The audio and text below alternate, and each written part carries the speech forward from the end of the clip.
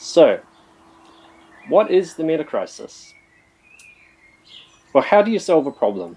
Or at least try to. You have to understand the problem, right? Well, first, you have to recognize that there is a problem. We might think the problem is climate change, or inequality, or wars, or an increasing cost of living, and yes, they are all problems. Collectively, along with at least 60 other topics, they make up the metacrisis. They feed into each other, they intertwine, and they accelerate each other. The metacrisis is a relatively interchangeable term with polycrisis or catabolic collapse or great simplification or whichever one you like. Ultimately, they all kind of lead to the same destination, which is a breakdown from complex society or complex functioning society to a simplified space, and a breakdown of the ecosystems that provide a stable planetary system for us.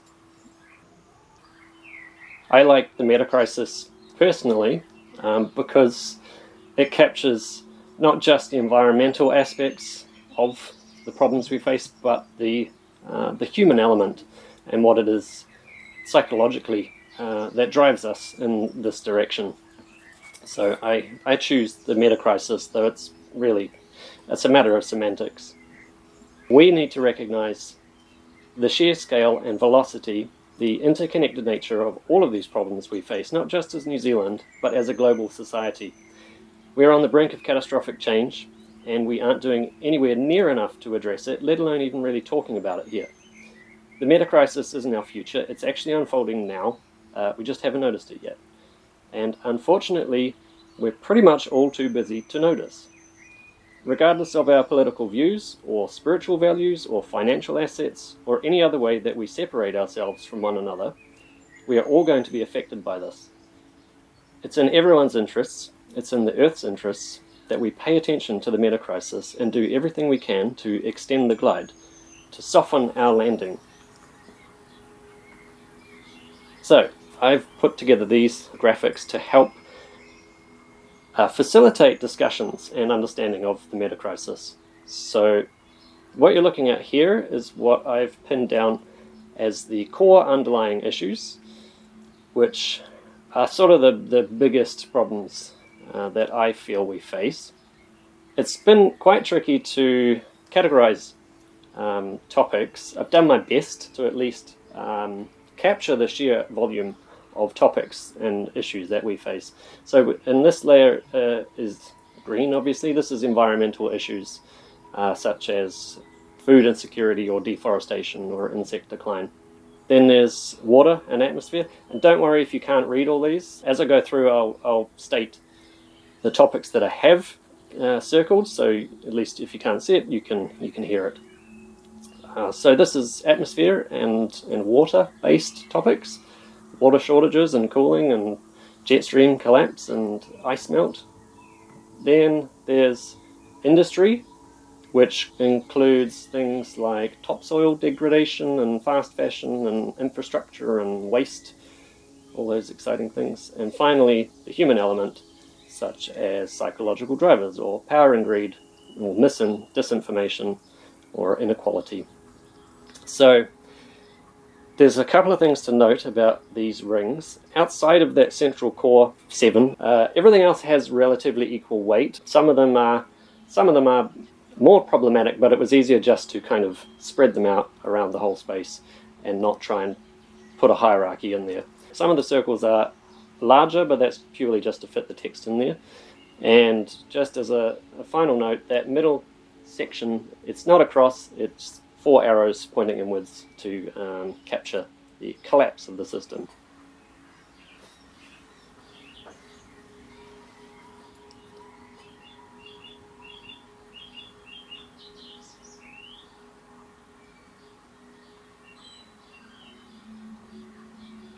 So, as a tool, we can use this graphic to visualize how so many different topics interconnect.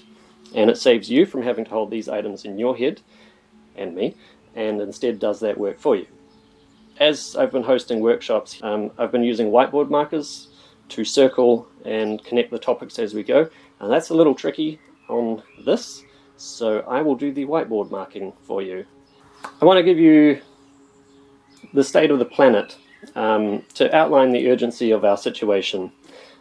So first, I've circled climate change. And that's an interesting one. Where do you start with that? There won't be anybody here who disputes that climate change is happening, but where we might differ in opinion is on the time frame of it. So today, amongst other things, I really hope to convey to you the scope and urgency of our predicament, because the climate has changed, but it's only one piece in the puzzle that is the metacrisis. I'm not here to be an alarmist or a doomer. I'm here to give you information so that you can put the pieces together yourselves. I draw from as broad a sweep of legitimate sources and articles as I can to get a good cross-section. This includes places like The Guardian, NASA, assorted science journals, and Our World in Data, just to name a couple. Here in New Zealand, our online news barely seems to give a glance to global climate events, instead focusing on what are frankly trivial matters by comparison. By downplaying the severity of the predicament we face, distracting each other, or busying ourselves in disputes with one another, we continue to fail to take action. Unfortunately, on top of that, we are so busy in our own lives that most of us don't have or take the time to look up and pay attention to the bigger picture, to the world that's unraveling. Globally, anything that we do now to improve our situation is worth it, but we cannot undo what we have set in motion. 350.org failed. Net zero is going to fail. Locally, for instance, Air New Zealand is the first major airline carrier to back away from its 2030 pledge.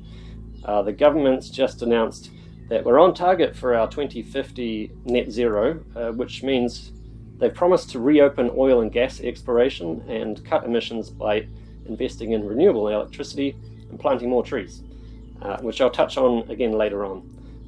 But this is ineffectual in the short term and really will not do anything towards net zero. And BP's recently announced it intends to abandon its net zero pledge altogether, instead expanding production in the Middle East and the Gulf of Mexico. 1.5 degrees Celsius has effectively failed, and we've already started moving the goalposts to 2 degrees, as if that was always the target.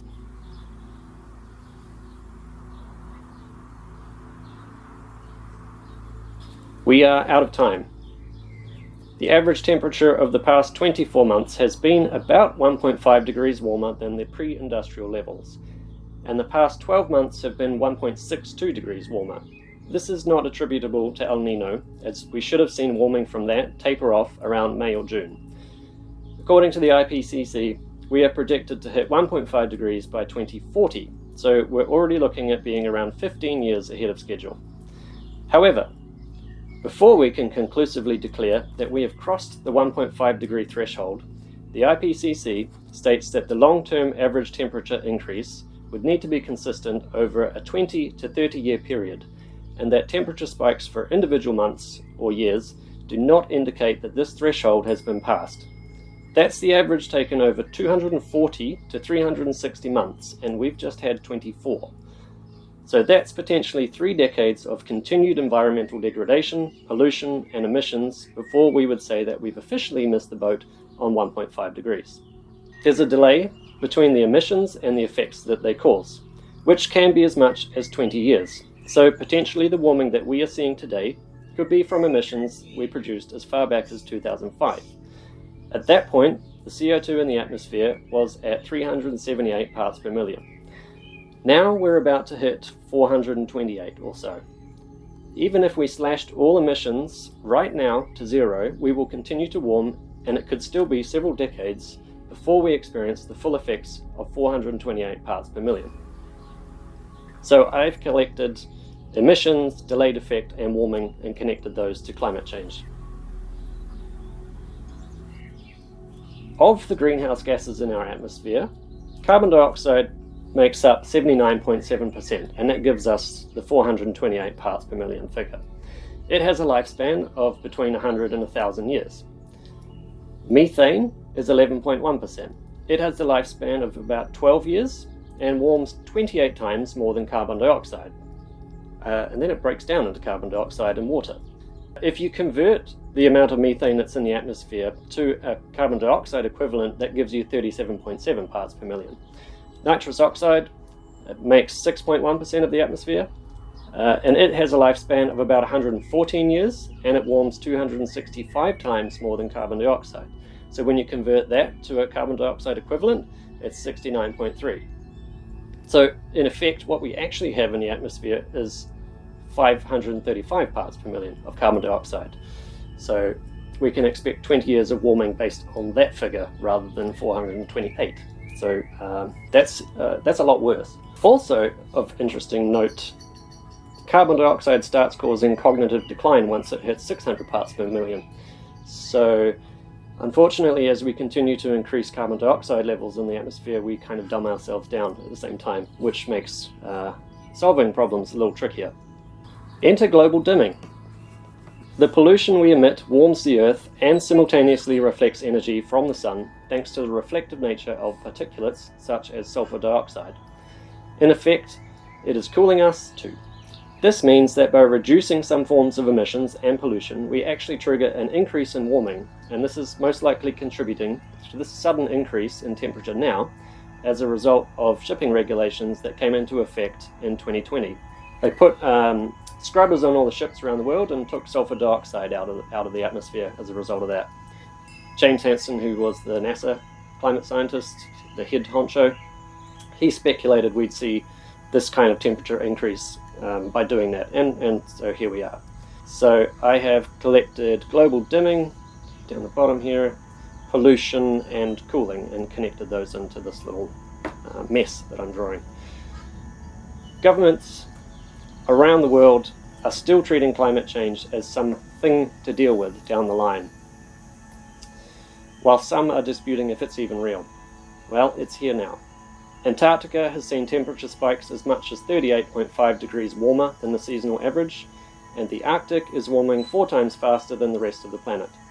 In the past 100 years, Australia recorded 4 instances of a winter temperature exceeding 40 degrees. 4 in 100 years. This year alone, they recorded 20 such instances. New Zealand coastal waters are warming between 3 and 4 times the global average, and the AMOC, which is the Atlantic Meridional Overturning Circulation, is the weakest it has been in the past 1,000 years, and this has drastic implications for the planet's weather patterns. So, now I've connected business as usual, lack of political will, warming, ice melt, the AMOC at the top there, unpredictable weather patterns and disasters. On top of climate change, we also have to deal with numerous other converging and simultaneous problems. Until now, we've been building connections from slide to slide, but now I want to highlight just the connections relevant to each piece that I read.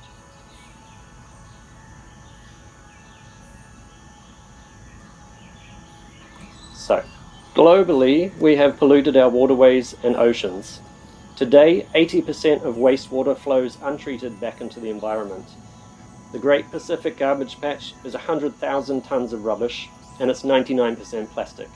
It's 1.6 million kilometres, or 6 times the size of New Zealand. Nitrate levels of as little as 1 milligram per litre increase the risk of bowel cancer, and global standards allow 11.3. In New Zealand, 60% of tested water is dangerously contaminated, affecting an estimated 800,000 people. In China, 70% of its fresh water is polluted thanks just to the fashion industry. So I have collected pollution, water shortages, waste, microplastics, fertilizer overuse, effluent runoff, fast fashion, and health problems.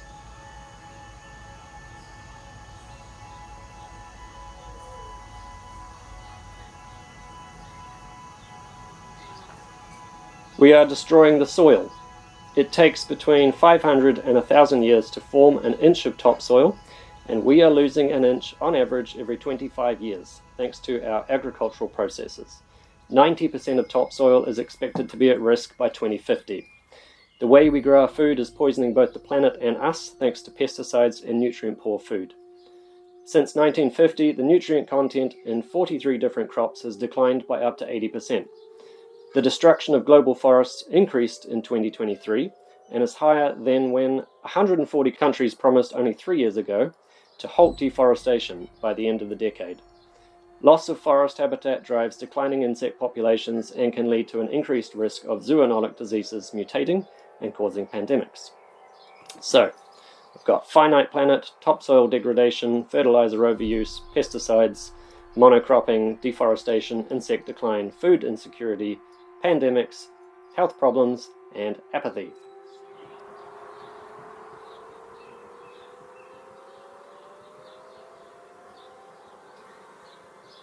Wildlife makes up only 4% of the total mammal biomass on Earth. The rest is humans and livestock. It is estimated that plastics are greater in mass than all land and marine animals. Microplastics and PFAS chemicals, that's per and polyfluoroalkyl substances, are ubiquitous, and their detrimental health effects, though still being studied, are not looking good for us or the food chains which they are now a part of. Microplastics are found in lungs, placentas, reproductive organs, livers, kidneys, knee and elbow joints, blood vessels, bone marrow, and brain tissue. The brain tissue samples contained 10 to 20 times more microplastics than other organs, accounted for 0.5% of the brain's weight, and recent samples contained 50% more microplastics than the 2016 samples. So we're gradually turning plastic. A study just came out this week where researchers identified a synergistic relationship between PFAS chemicals and microplastics, which showed the toxicity of both substances increased by around 40%. So, we've got ecosystem collapse, microplastics, PFAS chemicals, food insecurity, and health problems.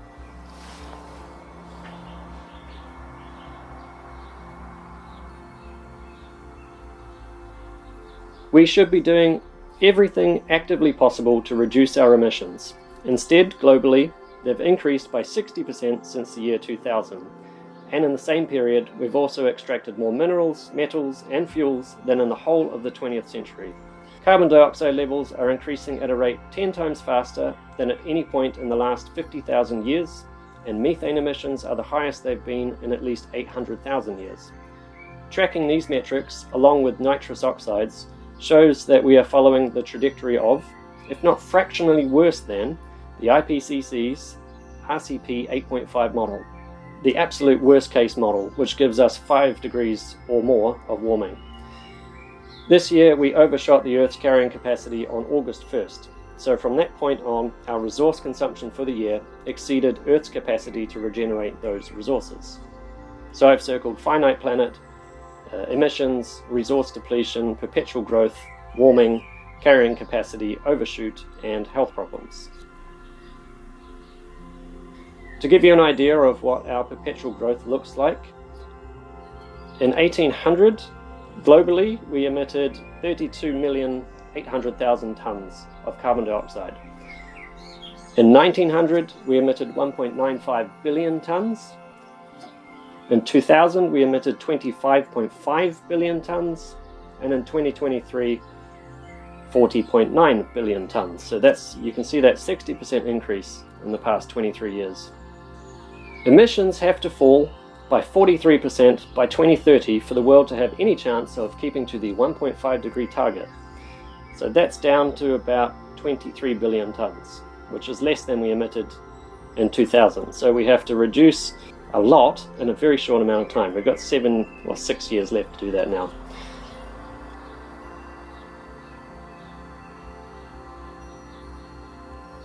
Our global society runs on energy, and although we are gradually transitioning to more alternative sources, our power is predominantly derived from fossil fuels. Around 80% of global primary energy comes from coal, oil, and gas. Out of a barrel of oil, around 50% is used for power generation, while the rest is used for things like paints, plastics, fibers, cosmetics, and industrial equipment. So even if we stop using oil for power, we still need to address the other ways we use it. More and more energy is being required just to extract the fossil fuels.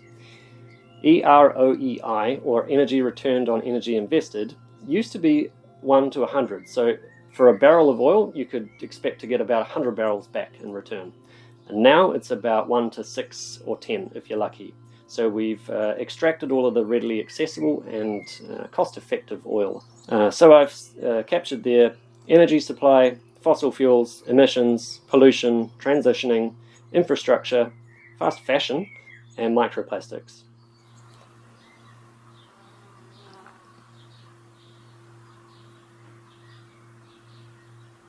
Last year's COP28 president was Sultan Al Jaber, a man tasked with leading the charge on climate change.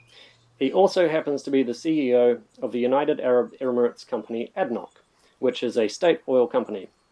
In the 70s, ExxonMobil concluded its own climate change research and determined that the emissions from fossil fuels would indeed cause dramatic climate change, starting right about now. They buried the report and started a sophisticated campaign to discredit and obfuscate the truth. This year, the CEO of the COP29 summit spoke of a future that includes fossil fuels, perhaps forever. These are the people we are putting in charge of addressing climate change, or phasing out fossil fuels. So, I've captured once again climate change, fossil fuels, there's denialism, mis and disinformation, power and greed, emissions, lobbying, economy, business as usual, and lack of political will.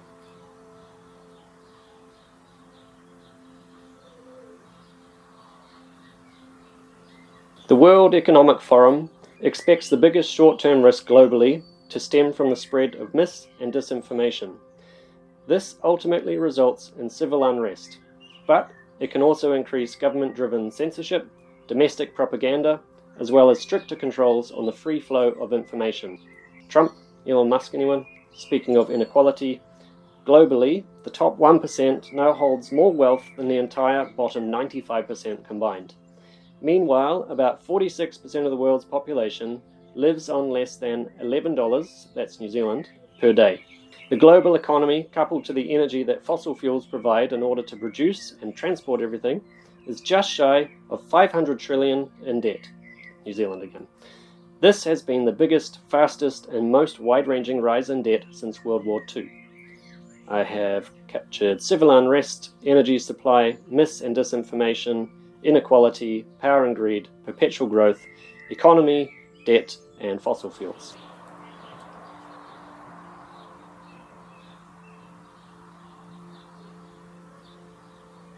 If the global population managed to reach its predicted 9.6 billion by 2050, we would need the natural resources of 3 planet Earths to sustain our current lifestyle. We have a toxic relationship with consumerism, a culture that drives us beyond what we need and persistently towards what we want. Materialism is associated with compulsive spending, low self-esteem, envy, and lack of generosity. Meanwhile, the link between consumerism and low levels of life satisfaction is well documented. I have captured finite planet, population, consumerism, resource depletion, economy, debt, and mental health. And as a little side note, it's estimated that every year Europeans spend roughly 25 billion on ice cream, which is nearly enough to bring education to every child on the planet. Twice.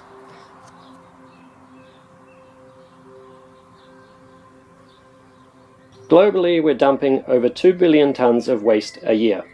Less than 20% of global waste is recycled, and a significant proportion of recycled waste is shipped to third world countries where it ends up in landfill or is incinerated. This releases toxic pollutants into the environment, causing health issues and damaging ecosystems. 50% of the global population subsists on food grown with synthetic fertilizers, and the Haber-Bosch process that synthesizes nitrogen requires large quantities of fossil fuels and produces more carbon dioxide than any other chemical-making reaction. Roughly 19% of food is wasted annually, despite 783 million people going hungry. So there's ecosystem collapse, waste, inequality, pollution, apathy, health problems, food insecurity, fossil fuels, emissions, and population there.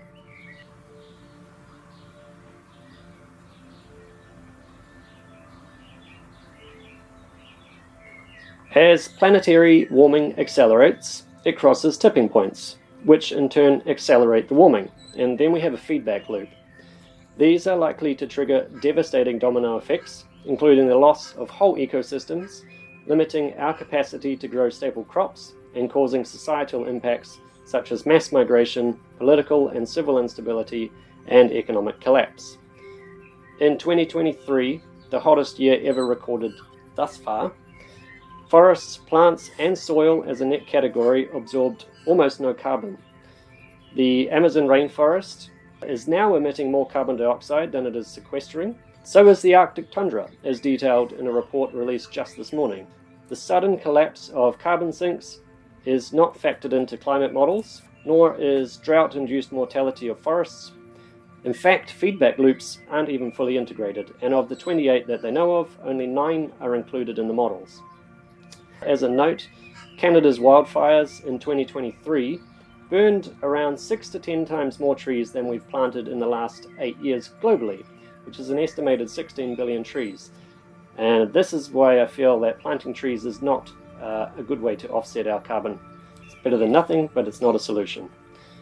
So I have tipping points and feedback loops, ecosystem collapse, warming, food insecurity, civil unrest, mass migration, carbon dioxide absorption turning to emission, and deforestation.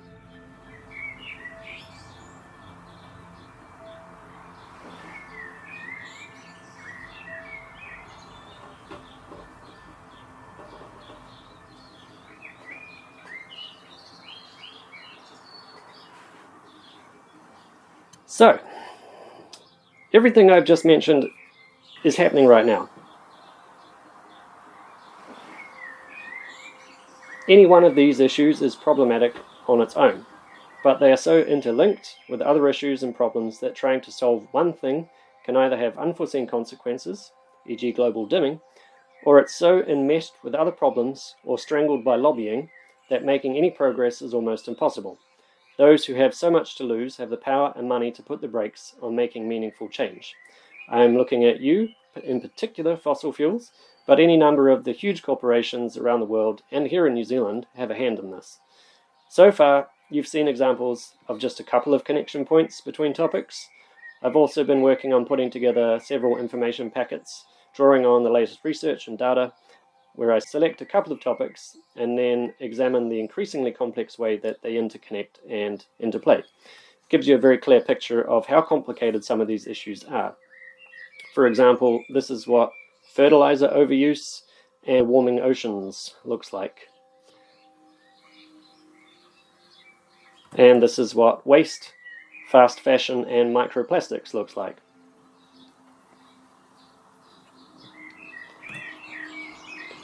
So, why do we have such a hard time changing things? Well, fortunately, there are brilliant people out there studying and talking about this who are trying to understand why it is that humans are so bad at recognizing long-term problems, at making meaningful change.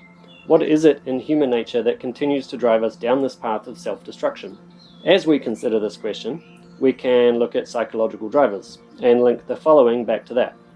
Civil unrest, business as usual, economy, lobbying, infrastructure, fossil fuels, power and greed, mental health, consumerism, denialism, inequality, mis and disinformation, lack of political will, and apathy. All these things culminate in our inability to make meaningful change. Collectively, we don't want to voluntarily make the changes we need to make, because this means giving up the luxurious lifestyles that we have. And for governments to do anything, they can't outright force people to make the changes, or that would result in serious blowback and civil unrest. So we are kind of stuck in this mess where no one's doing anything, and we're still not even addressing the problems. We just don't care. Power, unfortunately, is concentrated in the hands of people who are unwilling to relinquish it, as it's their validation. Locally, we see it in the prioritizing of economic profit over environment that supports life, and by working to increase the divisions and apathy between us. We desperately need to change that. Unfortunately, money speaks. Ultimately, we should be trying to save the world, the oceans, the forests, the wildlife, not because of economic drive or for personal gain, but because these things are powerful, beautiful, rich, complex entities that have value in and of themselves. We have to stop seeing nature as resources to be used or accumulated, and recognize that we need a healthy environment in order to survive. This is the Metacrisis. This is what you're looking at right now. This is all of the problems that we face. If we want to have any chance of a functional future, we need to recognize that this is the problem we face, not just climate change, not just war, but all of these things, including psychological drivers, all occurring in various stages of scale and velocity right now. All of these things are eroding at the foundations of a functional society. What you see here are just the connections that I know of, and I'm certainly no expert. It's far, far, far, far more complex than this, but at least this gives us something of a framework to begin to understand the metacrisis.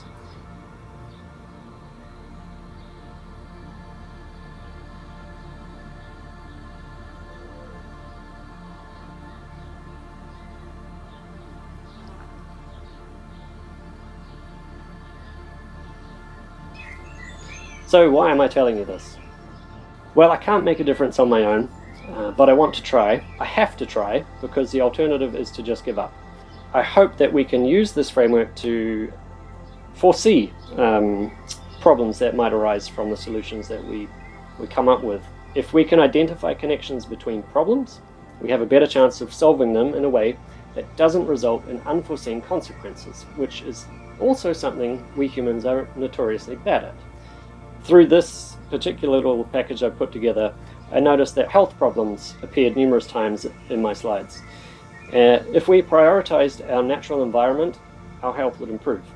If we de-intensified our dairy industry, grew food that was more nutrient rich, that suited our microclimates, and didn't use excessive amounts of pesticides, fertilizers, or water, our fresh waters would improve, and we wouldn't have 800,000 New Zealanders at an increased risk of bowel cancer. In addition, our ocean ecosystems would also improve due to less nutrient runoff and resulting algae blooms. If we prioritise growing food for New Zealand instead of for export, we would need less fertilisers and pesticides, and we would be buffered from global food shortages and supply chain disruptions.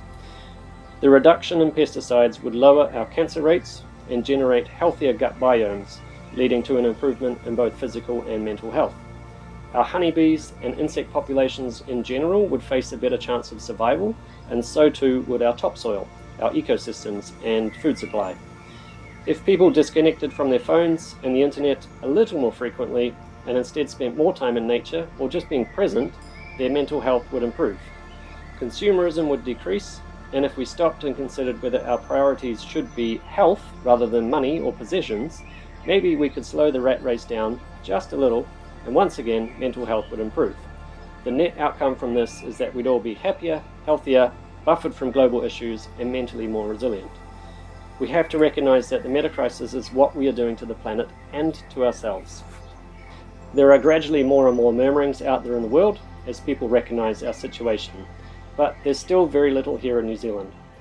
I don't think there's any way that we can fix runaway climate change or the metacrisis, but we certainly can't if we aren't even talking about it. So we need to be having this conversation. I urge you to reflect on what I've shared today.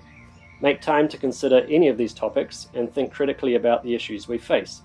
I've accumulated some resources, a seemingly ever-evolving document regarding the metacrisis, which includes short explanations about each of the topics, plus a link for more information. For those who want it, there's also a crash course on some basic connections between all of these topics, just to give you a head start on that process. So there'll be about 5 per heading that show how they connect and interrelate to other spaces. There's also something of a starter kit on how to build resilience in the home. In the 3-week challenge, you can find numerous ideas from food to water to power supply. There's also stages of climate anxiety, and empowerment is where I think we need to be. We have to accept our feelings and learn how to channel our righteous anger at the situation into meaningful and creative action. There's also resources on how to build mental resilience, a bit of information about the hemispheres of the brain and how their perceptions of the world shape society. When you read the news, consider the broader context and look out for the telling faster or sooner than expected. Look for the connections between various challenges and start building your own picture of the metacrisis so that collectively we can better understand what we face and what we might be able to do to minimize the impact. Each of you is someone who can make a difference, who can talk to others or rethink a way of doing things. You can consider the environmental cost of your choices and not buy into the consumer culture. Maybe you can invent a new technology, help plant trees, or just be a part of a growing network of people who want to build resilience. At the end of the day, we have to live and be the change that we want to see. Things are going to be dire in the world, and very soon, but any difference that we can make now is still worth it. If we can build resilience together and grow stronger as friends, families, and communities, then that's worth it. Cyclone Gabrielle and the floods we keep getting are a taste of what will be the norm here. But we can be better prepared for next time. The choices we make today will define our future, and if there's a future for us, we must generate it locally. Our global interconnected society is fragile, not resilient, as recent supply chain disruptions and the pandemic showed us. New Zealand is a unique place. It's an island nation distant from so much of the world, and that gives us an advantage as climate change and the Metacrisis hurtle towards us. We can build our resilience here as a nation, but we have to start looking after this beautiful country. We absolutely have to stop prioritizing the economy and protect the environment and nature, because if we don't do that, we don't stand a chance.